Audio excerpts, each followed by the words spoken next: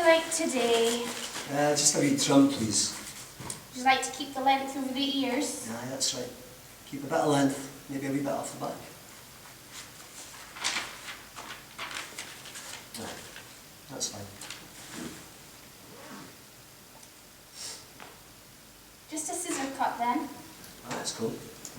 Keep the length if you can, aye. So just over the ears. Aye, that's right. Sounds great.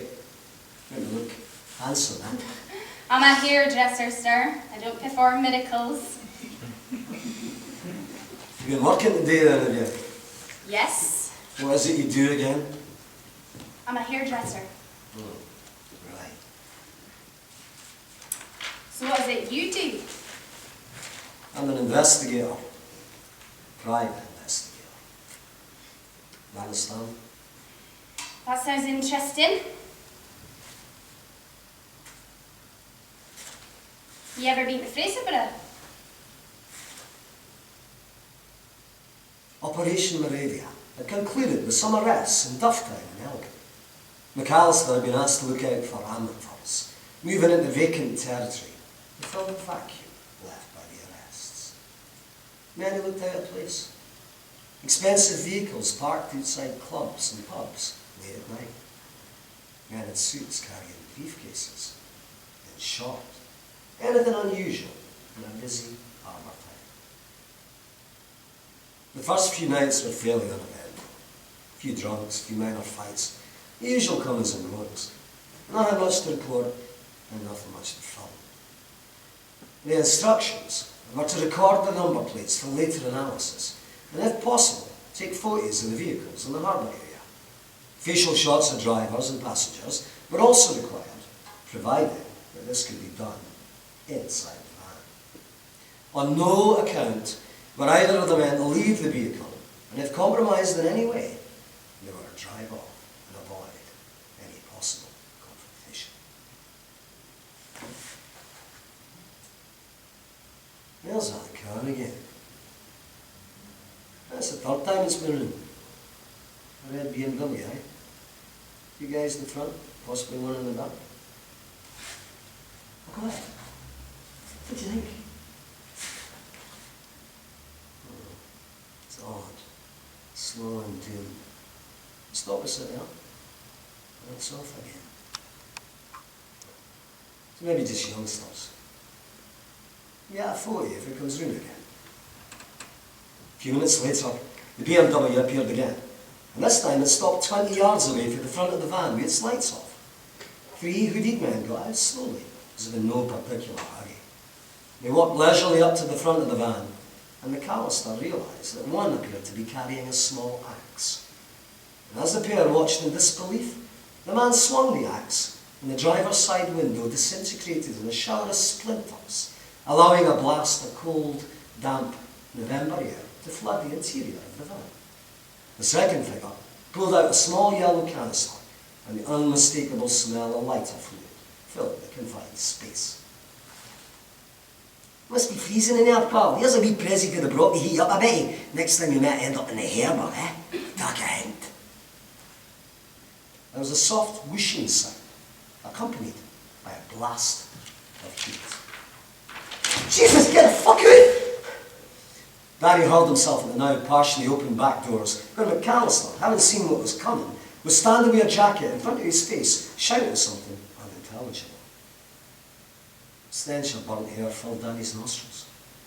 He hadn't smelt that since the day his cat nearly caught fire in front of the electric heater a few winters ago. He picked himself up and he looked around, only to find McAllister standing, laughing at him. That's a joke. Have we gone? That's so funny. Your hair's burnt off on the one side. You've only got one eyebrow. Right, they've gone. It was just a friendly warning. Friendly? I could have killed the spade. I'm getting out of here fast. I thought I'd come back. With that, Danny's short career as an undercover investigator came to a fiery end. He collected his cash for the job, and he hid in his flat for a week, hoping that the missing hair would come back in. Each day, He checked the mirror for signs of degeneration. Each night, he applied hair tonic, bought for him by a sympathetic neighbour. On the Friday following the Fraserburgh episode, Danny's phone rang. It was Annie, calling to inform him about a grand's demise. Could he come to the funeral? Now, Danny had always had a soft spot for Annie. They were just friends. Platonic, you understand. They're good friends. He told her about his predicament, about how half of his head resembled a burnt mattress, about his missing eyebrow, about the hair tonic.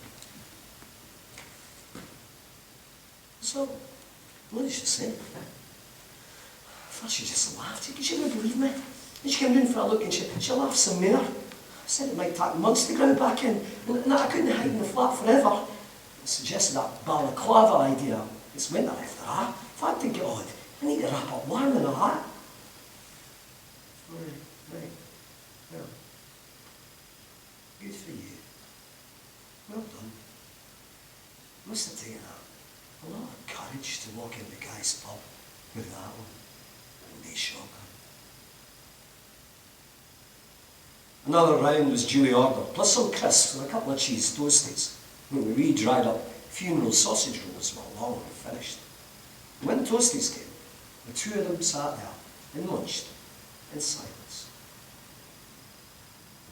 Then all of a sudden the bar door flew open, and a white hooded figure marched quickly in, pistol in his hand. He walked straight up to Danny, and he raised his hand in line with Danny's heel. It's his name, McAllister. Then he pulled the trigger.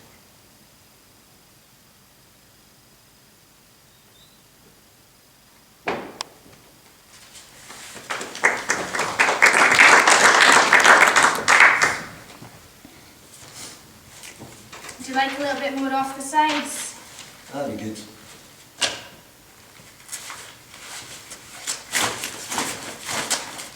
Something for the weekend, sir? Nah, that'd be help. That'll be £8.50, sir.